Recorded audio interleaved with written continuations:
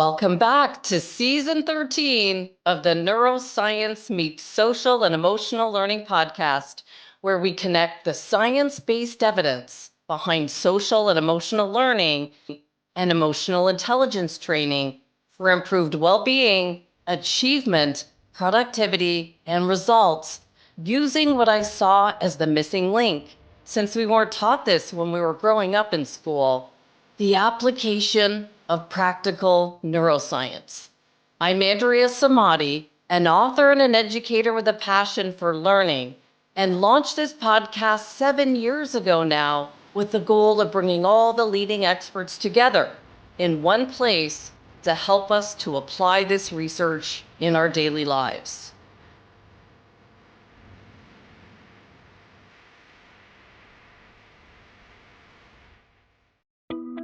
For today's episode, number 361, we meet with a returning guest, Dr. Sui Wong, a leading neuro-ophthalmologist who we met on episode 343 last August, where we looked at her career path in medicine that led her to write 4 books to help her patients in the world to improve their brain health. We looked at how understanding our eye health can help us to prevent neurological disorders like Alzheimer's disease in the future. And on today's episode, 361, we'll dive deep into her new book, Sweet Spot for Brain Health: Why Blood Sugar Matters for a Clear, Fog-Free Brain. Just a reminder, Dr. Sui Wong is a neurologist and a neuro-ophthalmologist based in London, United Kingdom. In addition to her clinical work as a medical doctor and physician, Dr. Wong is an active neuroscience researcher who translates pertinent and clinically relevant questions into research to improve person-centered patient outcomes. Additionally, she has the qualifications and experience to consider a broader spectrum of lifestyle-specific interventions. Dr. Wong's holistic approach in empowering patients has been recognized with many awards, and this is just the beginning for her. Let's meet Dr. Sui Wong for the second time on our podcast and see what we can learn together about what she's uncovered with her research of the importance of understanding our blood sugar levels for a fog-free brain. Welcome, Dr. Sui Wong. It's so wonderful to see you again. What's been going on since we last met in August? Oh, wow. It's been a while, hasn't it? I'm so delighted to be here again, Andrea. It's just wonderful to be able to see you. So I've been busy continuing to write books, trying to do this bigger mission of sharing useful information that helps people, giving people the tools to take control of their health and well-being. So yeah, keeping busy in that regard. Love it. And you were out my way. You were traveling. Were you at a conference or? Yes. Oh, you were? Okay. Sharing. Yes. Were you speaking? Yes, I was. So it was the North American Neuro-Ophthalmology Society conference. I love that meeting. I go there once a year when I can. And yes, I've also, I should have added, been doing my mindfulness research. Oh, So for the condition related to this neuro-ophthalmology. So that was really nice. I could speak a little bit about that. I could speak about my other work. I do a lot of well-being and group work to support people with other conditions in neuro-ophthalmology that has issues with headaches and linked with excess weight as a risk factor. So I was talking about the service, the innovation that I did with the delivery co-developed with my patients. So yeah, really good. I love that meeting a lot. oh, that's awesome. Well, Dr. Wong, let's get straight to your new book, Sweet Spot for Brain Health: Why Yes, Blood Sugar Matters for a Clear, Fog-Free Brain. And now you yes. got me nice and early in the morning to say that. So I absolutely love this topic. And I've covered a few episodes where we looked at the impact of sugar on our health and our wellness. Yes. And, while I'm open that I eat chocolate sparingly, I really do watch the sugar content in everything that I eat because Yes. it really makes a difference. And so, I talk a lot about on some other episodes when I noticed that sugar impacted me and the impacts of when I cut it out. But can you just talk about what it was that made you want to cover this topic and have tips for like a 12-week challenge at the end of your Yes. book? What made you go here? The 12-week challenge is very much in keeping with the way I think about things. It's things have to be practical, they have to inspire, they have to lead to action, and little steps lead to big results, is really why there was the 12-week challenge at the end of the book to kind of pull things together, to summarize things as well. I was really motivated to write this book because I see a lot of issues with fluctuations of blood sugar, and sometimes it may not be really obvious initially when people come and see me. But of course, the process started way, way, way before that in my own personal journey. Just like you mentioned about your journey, where you've noticed the impact of sugar, I've certainly noticed sometimes where, before I got into revamping my lifestyle and actually bringing in lifestyle medicine and integrative approaches to my clinics, was noticing the impact of certain types of foods or blood sugar crashes or spikes, fluctuations in my own well-being. And that kind of made me become more and more aware of impact of sugar. Yeah, And and of course, in my clinics, I see a lot of issues related to the spikes and crashes of blood sugar. It could be from triggering migraines. It could be triggering this fog, brain fog, kind of difficulty to think clearly, or even people who kind of feel they come to see me and they go, "Oh, I'm not as sharp as I could be. I'm not as productive as I could be."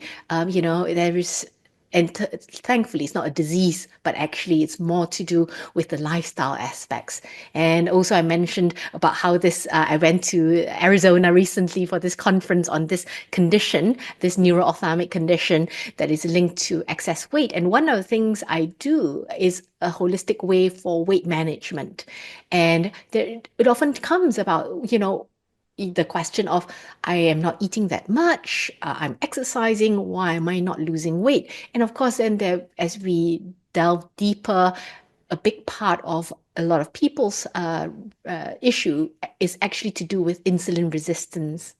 They have this condition where their metabolic health, their metabolism is affected by having too much insulin because the insulin is trying to get on top of blood sugar control. So they get into this vicious cycle where they are very stressed about it. It worsens their condition. The kind of foods that they eat is affecting that. And it makes it difficult to lose weight, even if they actually count calories. Oh, I remember. I remember when I was at this place where I Mm. didn't understand. I remember clearly standing by my stove and I was cooking my kids their food. And it was Mm. that switch that I realized I can't eat what they eat. Oh, It was just like a light went off. And in the beginning of your book, you asked the question, have you ever wondered about the hidden connection between what you eat and how your brain works? And I remember clearly when I was like, this has to be different. There has to be another way. And at the time, I went to my foot doctor because I had numbness in my feet. And mm, it was like such a defining moment because he was writing a book called Sugar Crush: How to Reduce Inflammation, Reverse Nerve Damage, and Reclaim Good Health. And mm, so he said, Andrea, I don't get patients like you ever. I don't get like an athletic type person coming in. I get them when they're like 60, 70, and they're going, what have I done wrong? So mm. I'm lucky that I saw him when I did because of the advice he gave me. But when was it that you began to connect the dots on how our brain works connected to sugar? Like when Yeah. did it happen for you?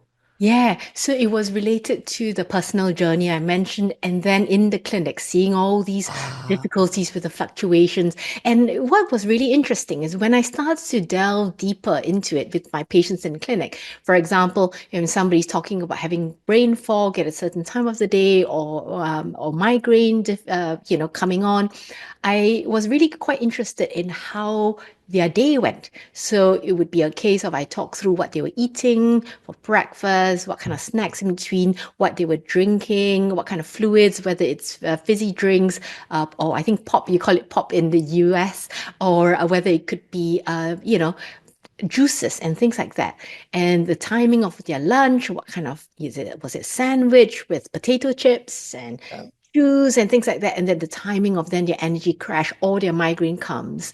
Or for example, I gave the example of the person who has excess weight and they want to get to a healthy weight, and they feel so frustrated because they're doing everything that they feel is reducing their calories, but they can't seem to lose the weight. And when I go through with them about what they're eating, that was really interesting because it created that link. So it's a combination of neurological conditions and also realizing with well-being and mood and these things that kind of shows that there is a clear link.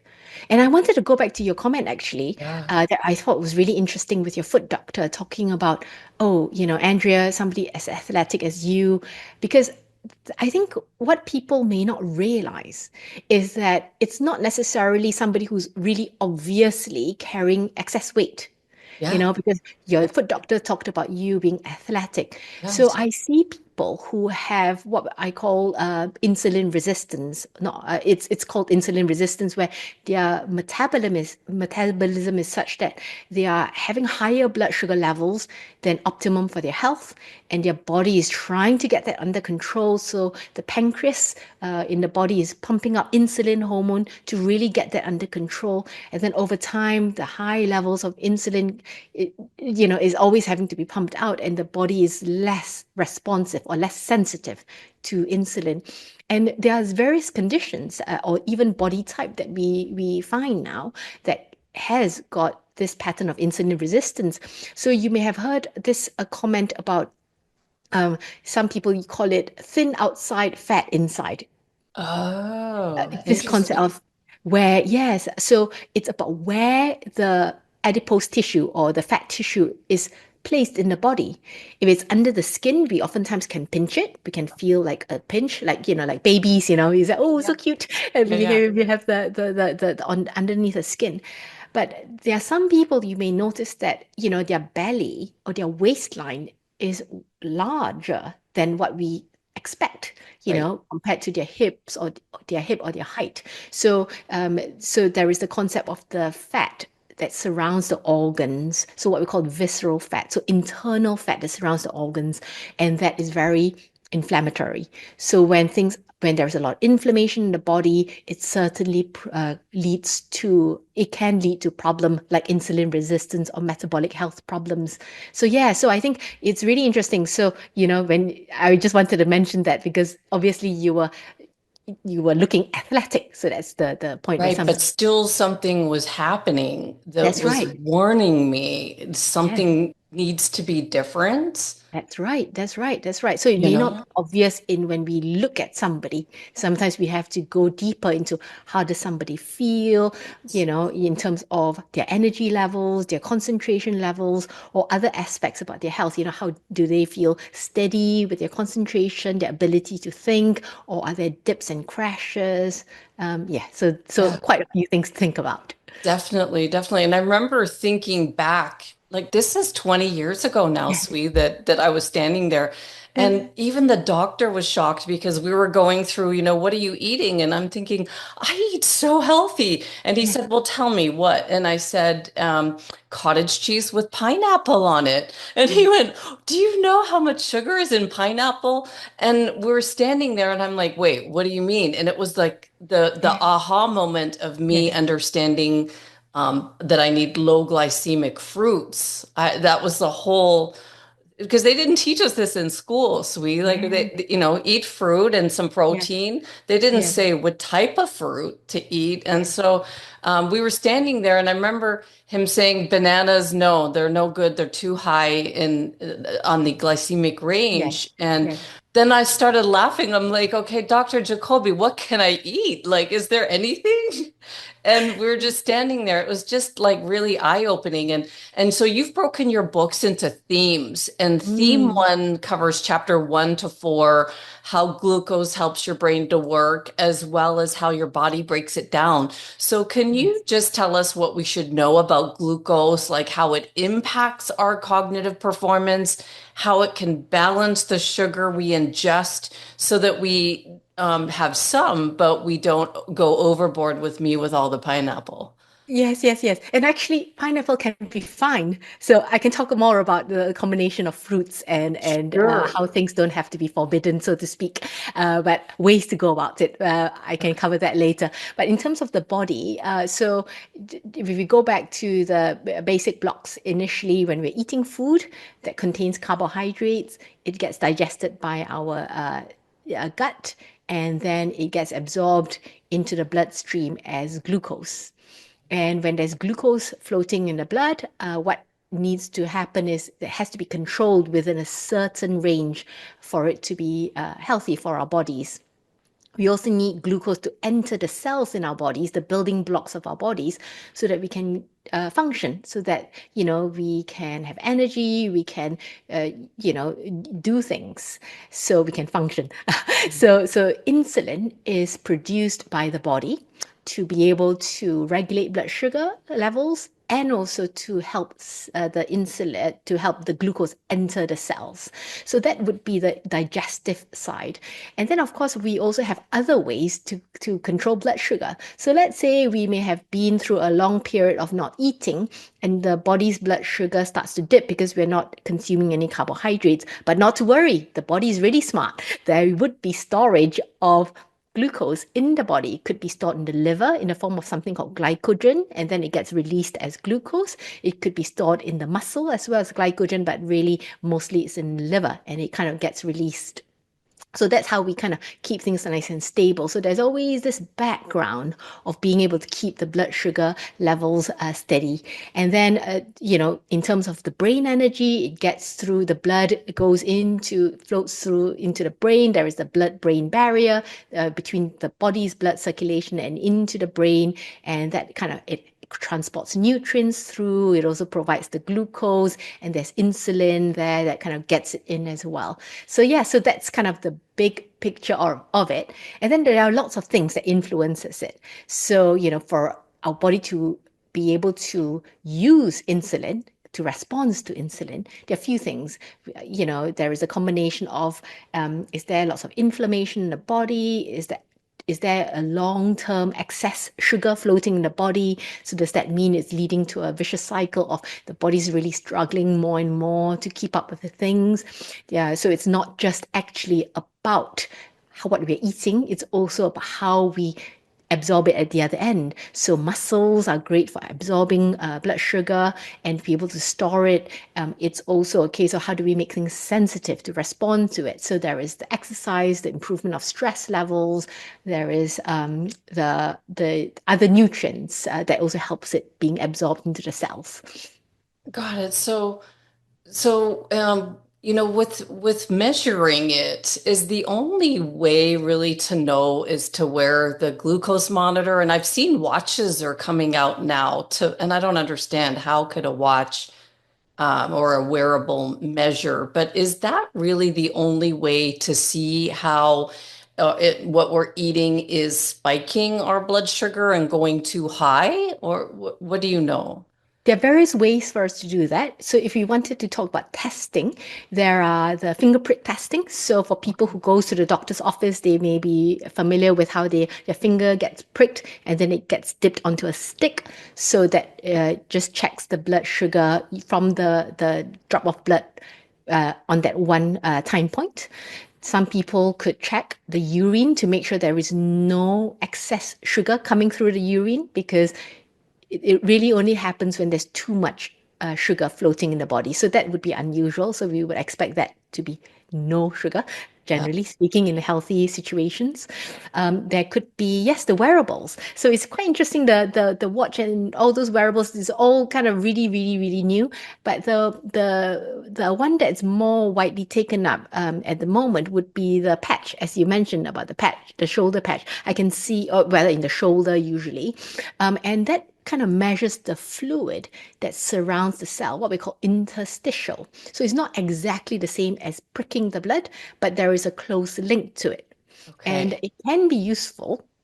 And it is used really initially more for people with diabetes. So when people have the condition of diabetes, it's really important that we know their blood sugar levels so that they don't spike too high or they don't crash too low, because then we may need to control their medications. We can change it accordingly. So, and of course, what's happened since then is that it's kind of gone out to be used in the health conscious people, and it can be very useful. Unfortunately, sometimes it causes a lot of anxiety because the measurements may be affected by various factors, whether it's the machine itself, whether somebody's pressing on it, it's not the same exactly as the blood droplet. And again, sometimes it's about calibration and then interpreting it as well in the context of what is actually happening in terms of the body. Um, Non-testing way where you're observing yourself, I think is probably one of the most beneficial things, where you're just making it's almost like a very mindful approach where you're going, oh, how am I feeling with my energy levels, concentration levels, well-being levels, how jittery I feel, am I feeling sweaty or clammy, before or after food, or how long after food. So let's say if somebody has a response where they spike the blood sugar and it crashes. So let's say about 1 hour after eating something that has this big response, it may be that as they're crashing with their blood sugar because their body's trying to get on top of that, that's when they feel like a little bit hungry again, like Yeah. within an hour. It's like, why Yeah. am I hungry again? Or kind of feeling just a bit uneasy, difficulty with concentrating, brain fog. Yeah, so there are other ways that I think may be more helpful, because wearing the patch usually only lasts for 2 weeks, Yeah. and then it's expensive. Yeah. And then there are all these other difficulties with it in terms of interpretation. But it can be very helpful. I do use it in some of my patients in my clinic. If it's a situation where we are tweaking a few things, we've been working on ways of getting things better, but we've still got some bits that we need more data to help with. So I use that, but carefully. Yeah, definitely. I tried it. I tried it Ah, and I how did was some, it? it was interesting because I measured and then, it's easy when you're at home on, when you're eating the foods that you make. But when we had to travel and, grab a sandwich from somewhere, my blood sugar went up with the Yeah. sandwich and, I noticed the crash. So I was able to look and see what did I eat and how did I feel when it spiked Yeah. after I got hungry again, but we're traveling. And so, thinking of drinking more water and stuff Yes. like that to combat what was happening because you want to grab something else, let's Yes. because and especially when you're traveling, you're thinking, when am I going to eat again? You don't know. Yes. And we were at our daughter's gymnastics. This is when they were competing, and it was late at night that we got dinner, and we never eat dinner late. It's always like usually 5 or 6 o'clock is the latest because we go to bed early. And we ate out at 9 o'clock, Mm. and it was just crazy to see the difference of what. And I ate pad thai. Lots of noodles and Yes. lots of carbs, and it just shot up. And then the next day then it really crashed the next day. Mm. So not things that I would normally eat, things that are yummy and I love them, but yeah, I noticed the impact. And then just to know to prepare next time, if I want to eat those foods, how would you tell me to prepare it? Like, it's not, don't ever eat those things again, a Yeah. sandwich or a pad thai, but how could I better prepare for a spike and a crash? Absolutely. There are lots of ways that people can go about that. So I have a few tips that I shared in my book that includes, having lots of non-starchy vegetables first. So for example, if you're out in a restaurant, having pizza, going to a pizza restaurant, great. It's really lovely. It's really nice bonding activity. So perhaps ordering a starter that's a salad first, so a leafy vegetable. So I think of the concept of like you're coating the stomach, so to speak. So then it slows down the digestive tract and makes it a bit slower in terms of the digestion of the carbohydrates, and therefore the rate of absorption into the bloodstream for the carbohydrates, which then gets turned into sugar. Or having soup, that is also a really good idea, and particularly good if it's a soup with beans or legumes and things like that. So it really slows down the blood sugar. So those are some of the ways that I say to people to think about how can you do it before and after. Or it could be that you have some hummus with some cucumber sticks, and Yeah. that really helps to slow things down with the digestion before then you have the pasta or the pizza and things like that that would lead to, that has more carbohydrates, for example. There are other things that could be important. So just there is a general thing about looking at all the lifestyle aspects around the time when you're having it. So it's not about, never having, say, pineapple or pizza or certain types of things. It's about, oh, how do I go about it? So exercise is a great thing I mentioned. So it could be, so for example, the use of bananas, you mentioned about bananas with a high glycemic index, or pineapple or grapes, they're great. High blood sugar shooting up. It's great if you're in the middle of, doing a ultra marathon or doing a long distance cycle where you need hours and hours of consistent energy. And these foods are great. They get digested very quickly, and it goes. So there is a place for these things. So it could be, for example, going for a pizza. It could be working out in the gym before that and then going for the pizza, or kind of Yep. choosing what you have. Or sometimes it's a case of, oh, having a little meal that is really very stabilizing for the blood sugar, having some vegetables, and beans, just a small amount, just to keep the appetite open, and then having the pizza and such things in the restaurant, for example. Or, you talked about travel. So knowing in advance, okay, when I'm traveling, it may be difficult. There are just sandwiches, but okay, maybe I can have my nuts, my pack of nuts. Yep. There could be certain types of, well, having some berries or apple or lower glycemic index fruit together with the nuts kind of keeps the blood sugar response stable as well. So just to clarify the word glycemic index that we have used for your listeners who may not be familiar with it, it's a way that we measure the blood sugar response when we eat a food item. And where food items with carbohydrates, of course, get digested and gets absorbed into the bloodstream as blood sugar. So that's how it kind of causes that shift in the blood sugar levels. So there are ways that we can change it. And sometimes it's just a small amount. So, having a little bit is fine because the amount of sugar is very small, although it has a quick response, but it's relatively small. So it's not so much of a big stress on the body. Well, you've covered this really well. Your theme one, understanding that there's a benefit to the sugar, blood sugar, glucose for our body and for our brain, how to balance it and how to not be afraid of some foods that, I know will raise it, how to get around it. So theme one, I think I've got a handle on. And then you cover theme two, you start in chapter 5, when things go wrong. What happens when your blood sugar levels aren't right?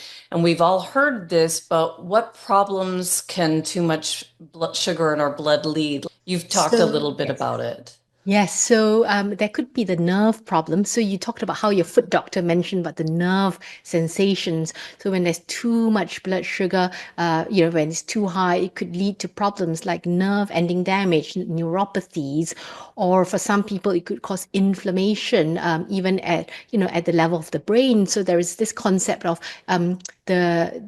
brain memory difficulties, Alzheimer's. There are lots of reasons for that. And one of the reasons could be blood sugar dysregulation. That's why some people think of it like type 3 diabetes. Diabetes, I think people will probably commonly hear type 1, type 2, or type now. Maybe for some of it from the brain side could even be considered type 3. So that's kind of the brain aspect, brain inflammation. I talked about the blood brain barrier where it's kind of the barrier to be able to control what gets into the brain. And when there's really high blood sugar, that barrier gets inflamed and leaky. So that is something that's really important to be aware of. And that could then affect various things like fluctuations in mood, mental health, mental well-being, and of course, thinking, performance, migraines, I mentioned. So these are kind of the neurological side. But also then the other side, the body, the cardiovascular side, the blood vessels, the blood flow health, risks of strokes or heart attacks. We really need good vascular health for our blood vessels. And there's a lot of blood sugar. There are the formation of something called advanced glycation end products or AGEs, which also sounds like it's aging somebody. It is good acronym really, and it kind of causes the damage to the little blood vessels, and it can affect things in that way.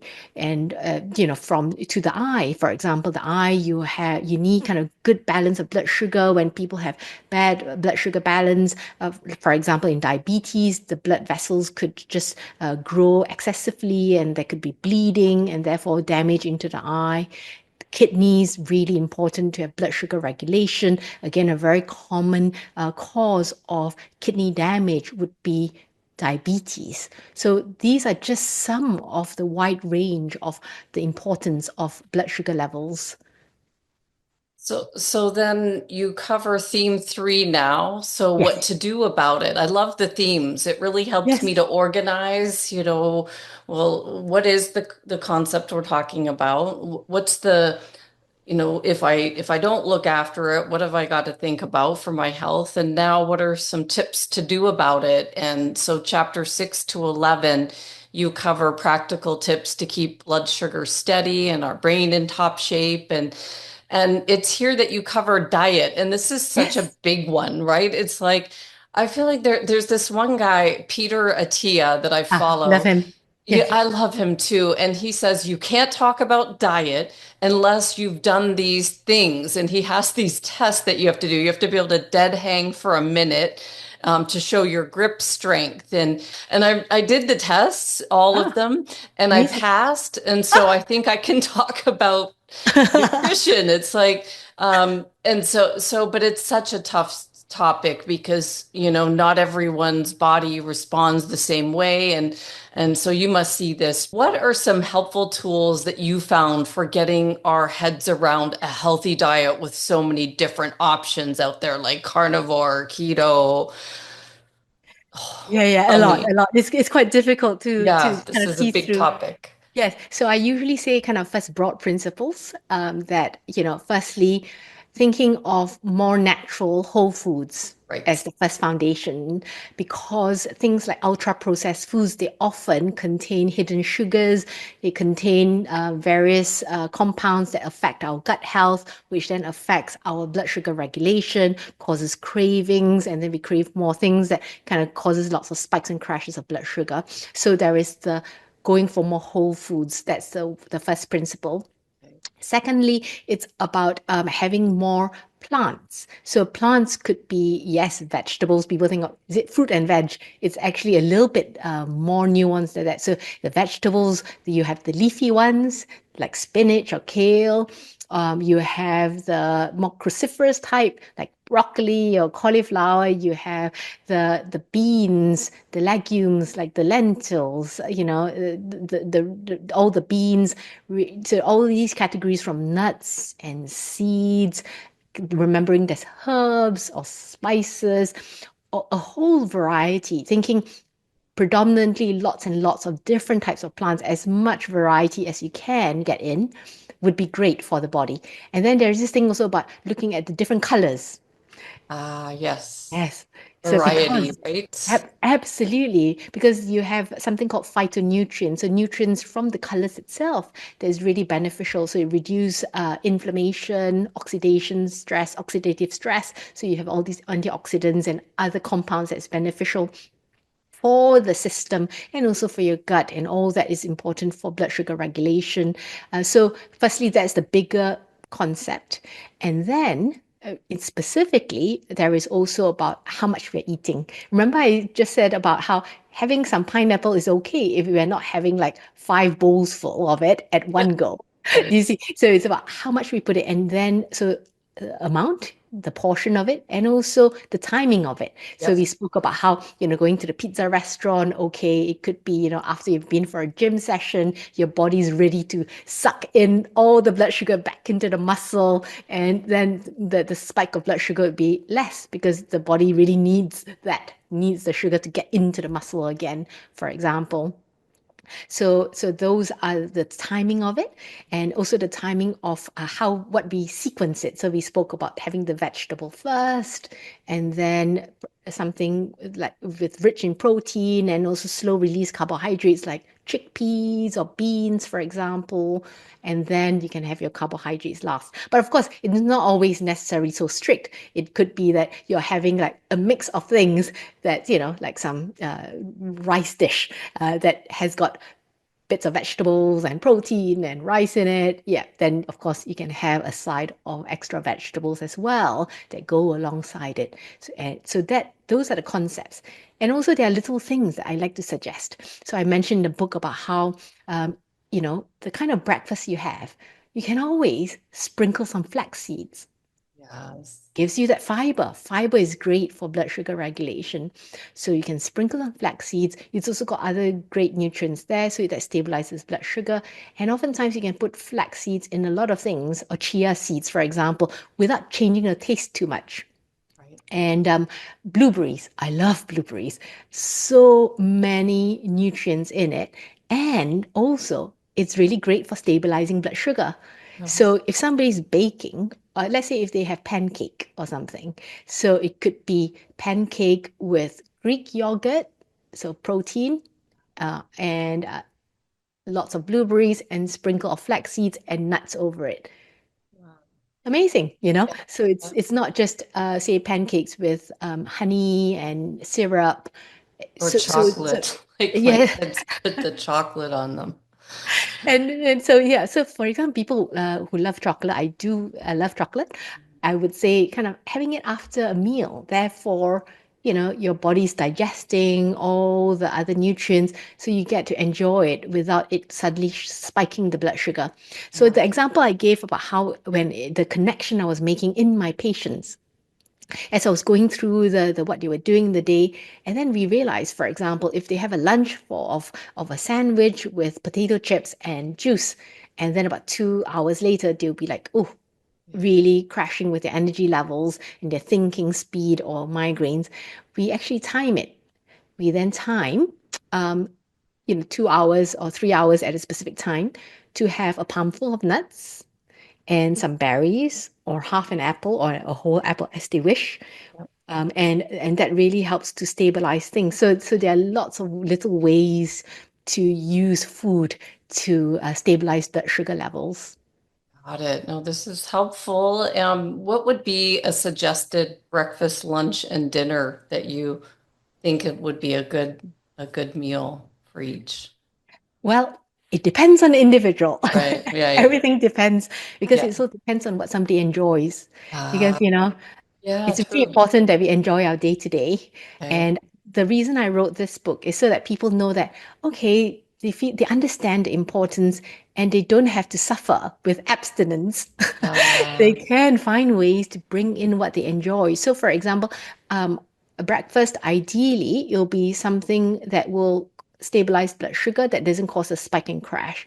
So it'll be more whole food based. I mentioned whole food based. So it could be, rye toast or sourdough toast with avocado. So healthy fats, the way the bread is made, it's a lower glycemic index, for example, sprinkling with flaxseed or having chickpeas with it depends also on the culture. So some culture, they are very used to savory breakfasts and some less so. So it also depends on what somebody likes based on how their culture is. Or sometimes it's nice to experiment as well. So maybe trying a savory breakfast with eggs, for example, uh, and some beans, but without not the canned beans that's usually lots of sugar, but you can have those that's with you can make it from uh, boil it or just buy those without those added sugar and have something savory, mixing it with some spices as you cook it.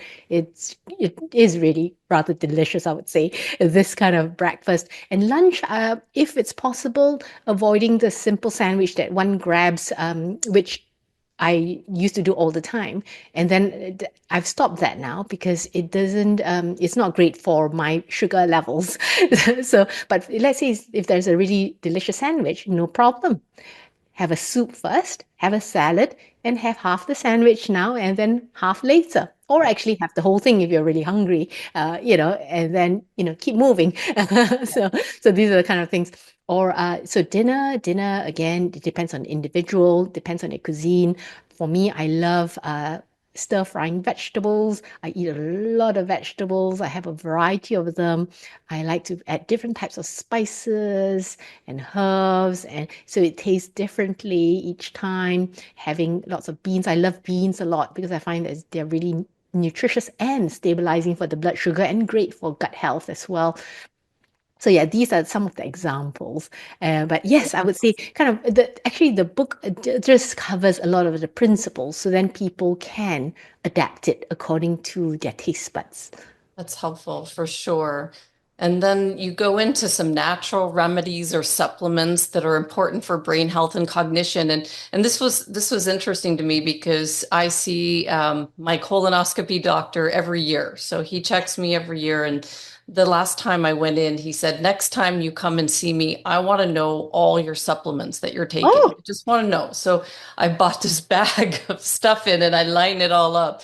And he's like, whoa, what is all this? And we went through the supplements just to make sure that I wasn't taking any that overlap. And he mm. was looking and giving me his professional opinion on some things. And so I'd love to know what you suggest are important supplements to take and see if I'm missing any from my big lineup that I had for him.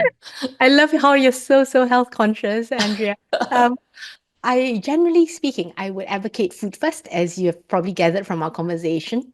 Some sometimes certain nutrients would be hard to get from food. For example, omega-3.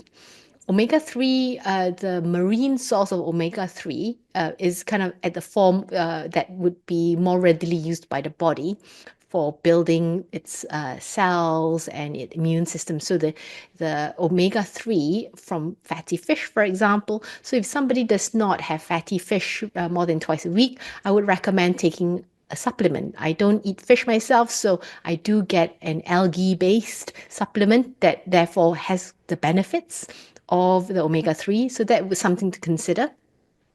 Um, or have it from food, fish, for example. And then there are other things like B vitamins. I think B vitamins tend to be depleted a lot or difficult to absorb. So a general B vitamin, or actually just having the foods with a lot of rich Bs, which is a whole combination of different types of foods. Um, and certainly that would be one of it. Magnesium, I'm writing a book. The book that I mentioned the last time, it's in its final stages. So yeah, I'm really all into magnesium at the moment, and you can get a lot of it from dark greens and a lot of benefits to that. So sometimes some people, their body may be deficient. So to get them to the level it's optimum, and then they can rely on food, for example, could be helpful. So magnesium would be one to consider in the right circumstances. I think those are probably the key ones to Yeah, think about. yeah. Other ones, there are a few other things would be so-called for optimization. And optimization, again, depends on individual. Because, for example, some people, they may have difficulty balancing their blood sugar. So, using things like cinnamon, for example, will be great for helping their body's ability to use sugar, to balance their blood sugar, or magnesium also is really helpful for the balancing of blood sugar. Some people think about improving their brain performance. So there's the newer things I mentioned in passing in a book, creatine, creatine that usually bodybuilders in the past kind of go, okay, to build muscle. But we're thinking, oh, okay, there may be something here for brain health, but it's really early days at the moment. But for some people, as if you're listening to your podcast, looking for what's the cutting edge, this one is, yeah, something to really to look out for about what's going to develop. And I always say with caution about supplements is because sometimes what we may initially think is beneficial may be coming from animal studies, or it may be very small studies. So we have to be aware that, okay, it's really interesting. Where can I get it from food? That would be a big question I always ask.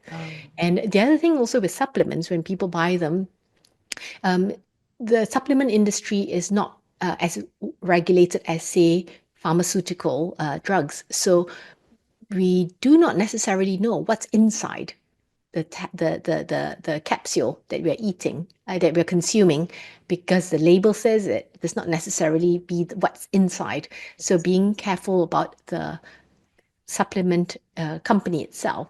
I would usually say to my patients or people who ask me about it to look for something called good manufacturing practice certification, meaning it's to the standard of the pharmaceutical drug manufacturing, or look for what we call third party certification. So somebody else is analyzing the compound, and they do that one step further, write to the company that you buy it from and say, can you show me the third party certification, the certificate itself? Yeah, Because what we don't want is for people to just put it in the label and right. don't get checked on that.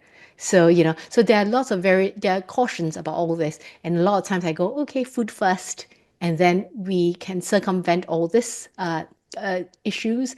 And also it really encourages this curiosity and interest about, oh, how do we get things from food? It's really kind of get into the health situation. So those are just some of the examples I mentioned. Oh, I wish you were there when I was with my doctor looking at all my vitamins, because a lot of what you just said is what he said.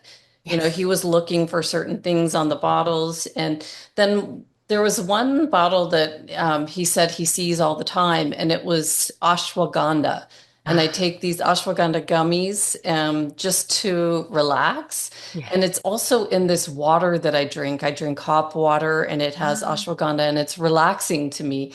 And he said the same thing you said, that, just watch, because you don't know the effects. They come out with something and he says, I'm seeing it. I'm asking all my patients to bring in their vitamins, and yeah. I'm seeing a lot of people are taking this, but we don't know the long-term effects. Mm, So he said, I want you to watch whatever you pass through your, I think it's your liver, is it? He's like, Yes. watch your That's right. liver levels and just notice as you take something new that you might find beneficial now, just watch it. And I thought it was interesting. You said the same Mm. thing, right? Like, Yeah, that's right. And unfortunately, in the past, I would say there has always been a big hesitancy from the conventional medical groups about herbs, for example. It's okay, actually because I think of toxins within the herbs that wasn't picked up. Then people get into liver failure and such things because, there could be heavy metals in the herbs that people consume, but because it doesn't get screened for, then the medical community only see when people are sick because of taking one of these compounds. And then there is then this real worry about those compounds. But I think there is this bigger picture that's more balanced. We can go, all right, what's the evidence, for example, for some of these herbs? Okay, let's look at the research studies. Looks good in humans, seems to be reasonable. The company that I'm getting this from, it's safe. Oh, or I can source it in a certain way. And oftentimes I also say not to feel like you have to rely on something. Unless, of course, it's medically advised, because for some people, they have medical conditions, then they have to take a regular magnesium supplement, for example. So it's a bit different than somebody, oh, okay, I'm going to take it for health reasons. And sometimes it's good to mix it around, just to give your body a little challenge to go, what do you feel without it? How do Yes. you feel with it? Just so it's not reliant. No, that's good. I love this. I love how you've written this book. I think it's clear and it gave me like we can't always do things perfectly, right? Like, 'cause I'm so focused on health, but there's supplements that I forget to take, and you know, the fish oil is always one that is hard for me because it's in the fridge. So it's important. I know it comes up every year for me, so I'm going to make a pact to be better with my fish oil. But what would be your goal with this book? Would it be just to challenge us to take our our level of understanding to a new level? What would you say? I would say it is to highlight the impact of blood sugar on our brain.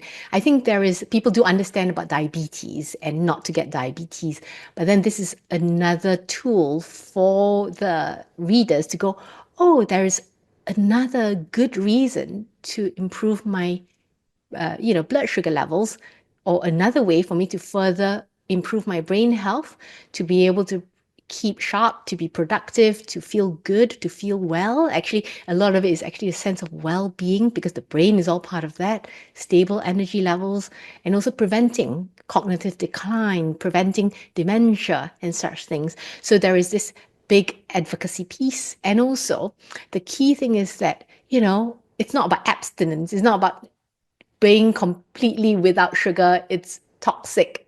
Yeah. Well, if we're consuming nothing but sugar and it's a big proportion of our day, they could be very harmful in different ways. But if we were to put it into bigger context, how do we enjoy certain things in moderation, in a way that limits problems, that empowers people. And also, it's the little steps that helps people go, oh, I don't need to aim for perfection here.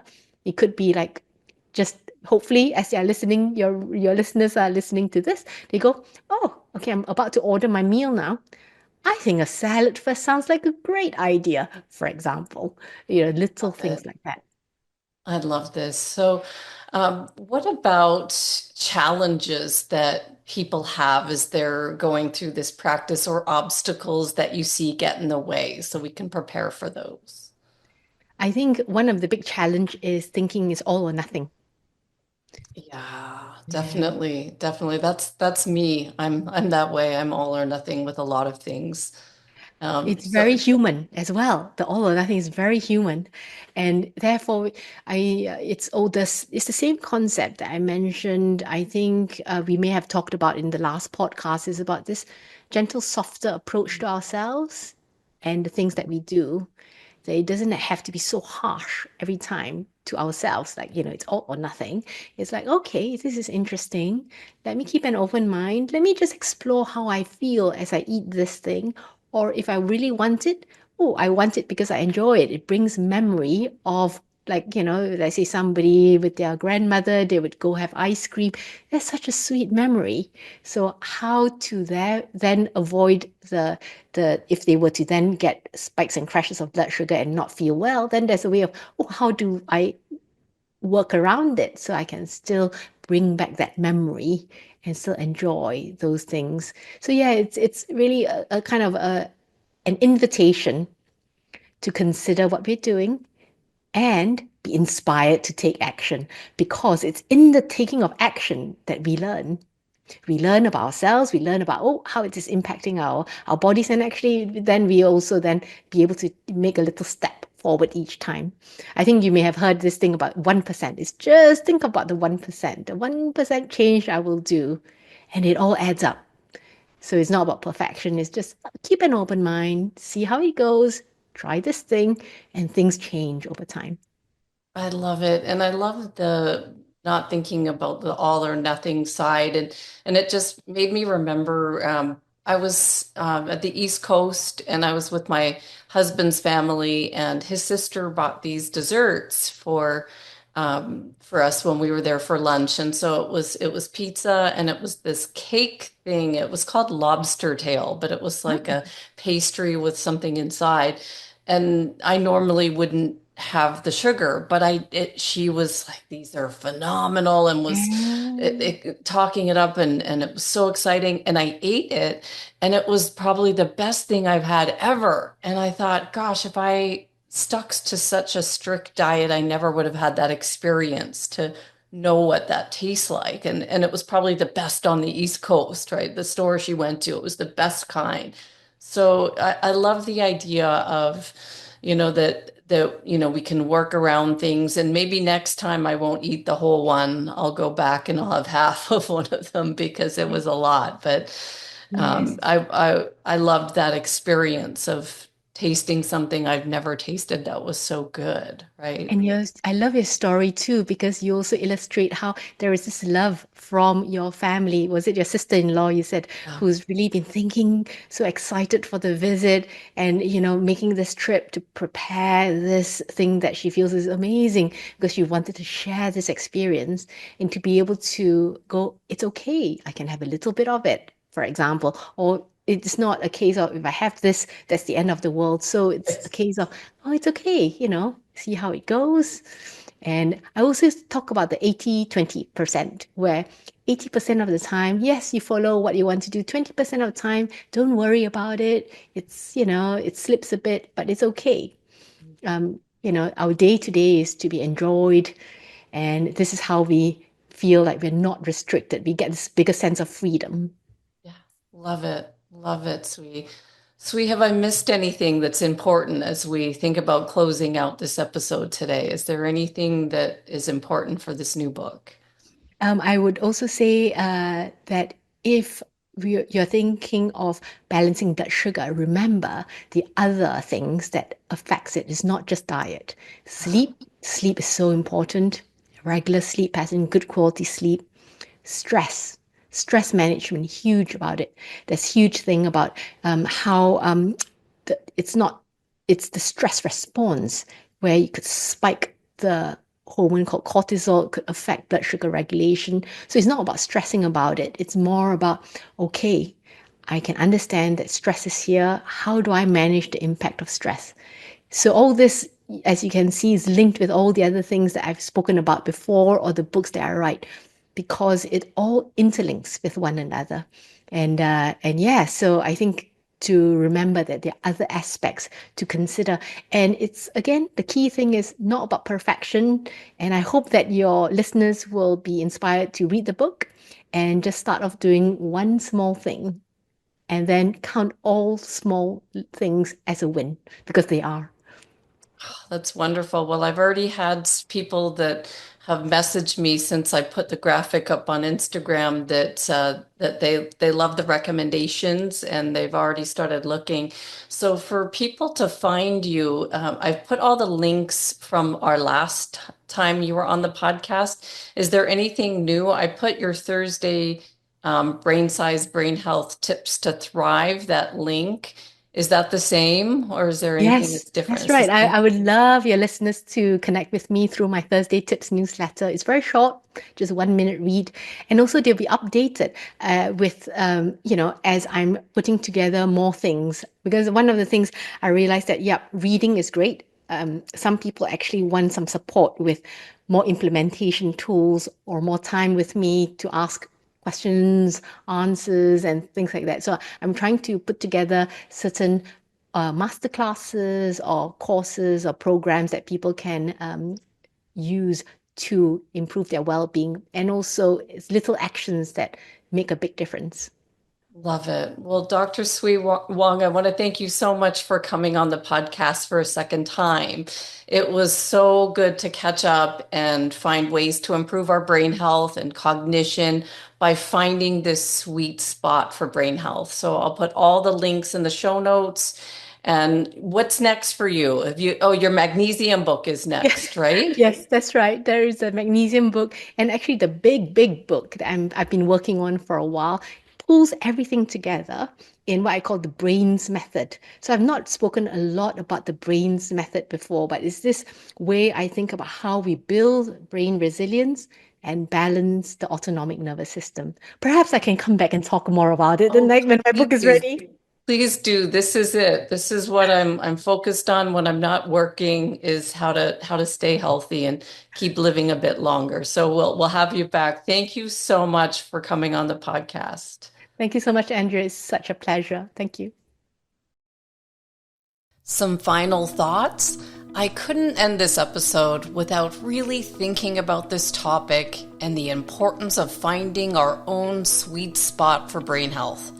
I know that during the recording, I could think of a few ways that I can right now improve my own habits immediately, like by making sure I'm taking fish oil, as well as I'm going to add some flaxseed to my shakes or my morning breakfast. Or like Dr. Wong mentioned, to improve ourselves just a little bit, make a shift that's only about 1 to 3%, and we can make a significant change in our future health. I hope you've enjoyed this episode and have written down some ideas to improve your health in ways that these small shifts will over time help us to all keep our brains sharp and fight off cognitive decline. And with that thought, I'll close out this episode and we'll see you in May with more interviews that will dive deeper into brain health and well-being. See you next time.